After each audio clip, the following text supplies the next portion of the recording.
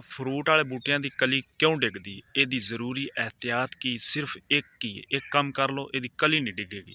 अस्सलाम वालेकुम जी, वेलकम हो गया सारे भरावां नूं। अच्छा जी, बड़े लोग बड़े जिमीदार परेशान होंदे ने आ जदों फ्रूट दे बूटे कली चुकदे ने इस मौसम दे विच, मौसम बहार दे विच, ते उन्हां नूं पता नहीं लगदा कि इन्हां दा हल की है। ते अज मैं तुहानूं दस्सांगा इंशाअल्लाह कि इन्हां दा हल की।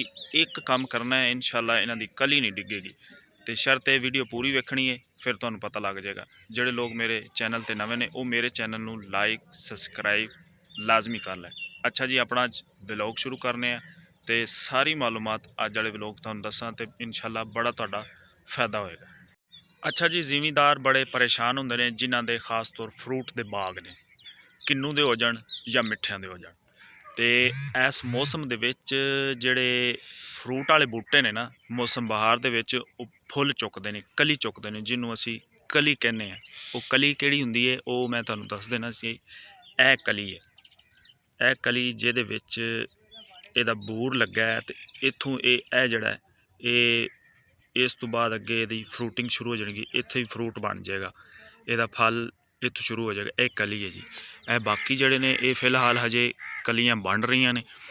ਤੇ ਮੈਂ ਤੁਹਾਨੂੰ ਇਹੀ ਦੱਸਣਾ ਕਿ ਜਿਹੜੇ ਜ਼ਿਮੀਂਦਾਰ ਨੇ ਨਾ, ਉਹ ਇਸ ਮੌਸਮ ਦੇ ਦੌਰਾਨ ਬੜੇ ਪਰੇਸ਼ਾਨ ਹੁੰਦੇ ਨੇ। ਅਕਸਰ ਐਵੇਂ ਹੁੰਦਾ ਹਨੇਰੀ ਆ ਜਾਂਦੀ ਹੈ, ਮੀਂਹ ਆ ਜਾਂਦਾ। ਇਹ ਤਾਂ ਇੱਕ ਕੁਦਰਤੀ ਗੱਲਾਂ ਨੇ ਨਾ, ਤੇ ਉਹਨਾਂ ਨਾਲ ਫਿਰ ਕਲੀਆਂ ਔਰ ਫੁੱਲ ਵਗੈਰਾ ਜਿਹੜੇ ਨਾ ਇਹਨਾਂ ਪੌਦਿਆਂ ਦੇ ਡਿੱਗ ਜਾਂਦੇ ਨੇ।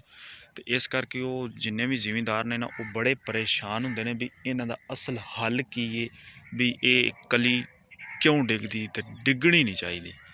ਤੇ ਇਸ ਕਰਕੇ ਮੈਂ ਇਹ ਤੁਹਾਨੂੰ ਅੱਜ ਦੱਸਣ ਲੱਗਾ ਵਾਂ ਕਿ ਇਹਦਾ ਜਿਹੜਾ ਅਸਲ ਹੱਲ ਹੈ ਨਾ ਉਹ ਕੀ ਹੈ। ਸਭ ਤੋਂ ਪਹਿਲੇ ਨੰਬਰ 'ਤੇ ਤੁਸੀਂ ਜਨਾਬ ਇੱਕ ਕੰਮ ਕਰਨਾ ਹੈ ਕਿ ਤੁਸੀਂ ਇਹ ਜਿਹੜੇ ਪੌਦੇ ਨੇ ਨਾ, ਇਹ ਵੇਖ ਲਓ, ਇਹ ਥੱਲੇ ਬਿਲਕੁਲ ਇਹ ਜਿਹੜਾ ਨਾ ਇਹਨਾਂ ਦੇ ਉਹ ਆ ਜਿਹੜੇ ਇੱਕ ਹੋਦੀਆਂ ਵਗੈਰਾ ਬਣਾਉਂਦੇ ਨਾ, ਹੋਦੀ ਟਾਈਪ ਥੱਲੇ ਟੋਇਆ ਸਾਈਡਾਂ 'ਤੇ ਜਿਹੜਾ ਨਿਕਲਦਾ ਉਹ ਹੋਣਾ ਚਾਹੀਦਾ, ਸਫਾਈ ਹੋਣੀ ਚਾਹੀਦੀ। ਠੀਕ ਹੈ।